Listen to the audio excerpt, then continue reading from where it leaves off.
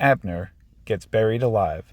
Abner, the aged Gopher, has seen his share of adventure since embarking on his travels. Seeing how turmoil usually sought him out, Abner wanted the opportunity to manage his own adventure, and when he overheard talk at a local tavern about the excitement of furniture tours, he knew this was for him.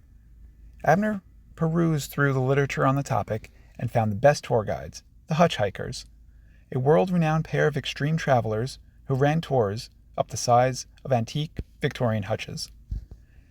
Abner traveled by train to a well-furnished town of Raymore, where the hikers resided, and he found his way to their office. Abner knocked his furry paws on their door, and a muscular raccoon wearing tight spandex clothing and various ties, belts, and carabiners answered. Abner knew he was in the right place. "Good morning," Abner greeted.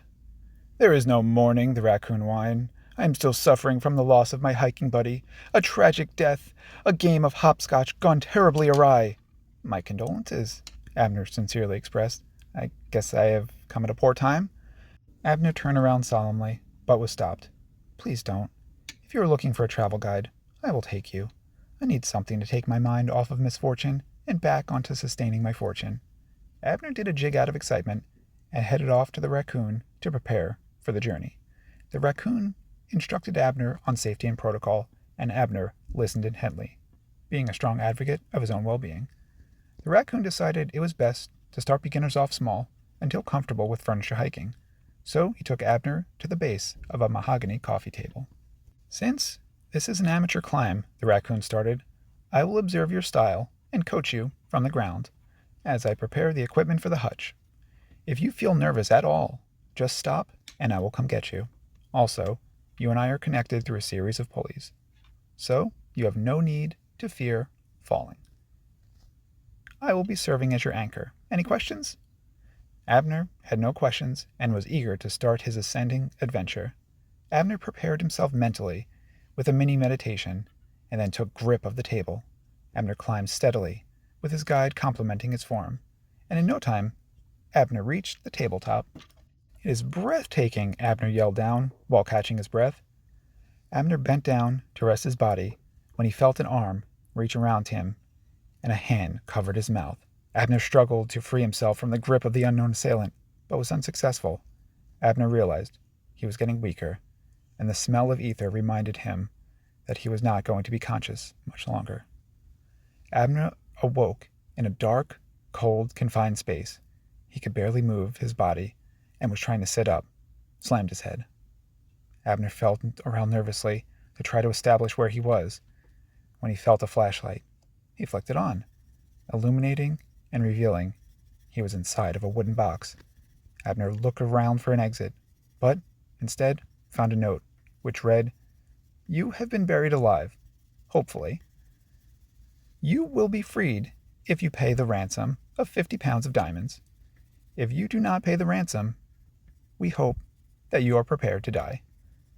Finding it unbelievable that he always finds himself in absurd situations, Abner questioned the intelligence of his captors. "How can I pay ransom from inside a box with no contact to the outside world?" Abner asked aloud. Abner crumpled up the note and set it aside and refocused on finding an egress. Abner inspected each plank of wood carefully and noticed that one above his head was slightly loose. Abner grabbed the board and wiggled it as mightily as a piece of wood would be wiggled. Eventually, the plank broke and soil spilled into the box onto Abner's face.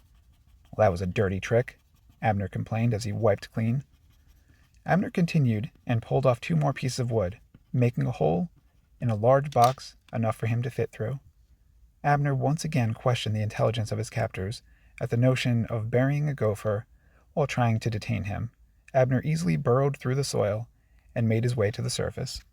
Abner popped his head out of the ground and startled the raccoon, who was standing nearby. "What the?" The raccoon, who was dressed similarly to Abner's guide, screamed. "Did you do this?" an agitated Abner yelled. The raccoon stammered. "Will you pay the ransom?"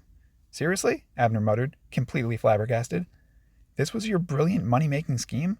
I will most definitely not be paying you anything." "Then prepare to die," the raccoon bellowed as it splashed Abner with a bucket of purple hair dye.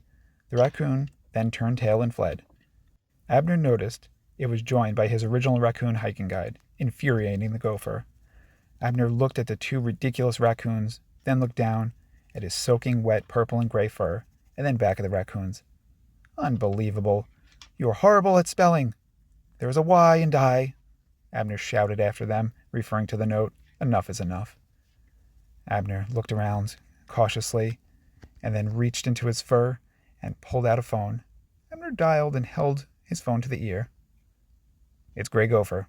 Yes, Aerial Armageddon. Check my GPS locations. Abner closed the phone and tossed it aside.